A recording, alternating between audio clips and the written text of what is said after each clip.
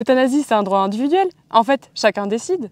Alors non, si on inverse ce principe fondamental, tu ne tueras pas, c'est très grave. Et d'ailleurs, les gens qui souffrent, eh bien, il ne faut pas qu'on leur dise simplement, il y a une solution, c'est de supprimer l'individu, suicidez-vous. Non, on a besoin de beaucoup d'amour quand on souffre, il faut qu'on s'occupe de la personne, qu'on pense aux autres. Et plus on va penser à la personne, plus on va s'en occuper, moins elle va demander à mourir. Parce que, en fait, ce qu'on veut, nous, c'est une vie pleine et une vie de relation.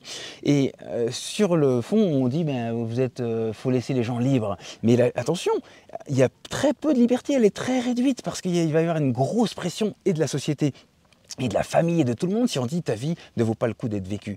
Et il me semble qu'il faut qu'on se convaincre qu'une personne qui souffre, eh bien, sa vie, elle vaut le coup d'être vécue. Il y a comme un surcroît d'humanité dans la souffrance. C'est pas par hasard que le Christ est mort sur la croix, qu'il a souffert.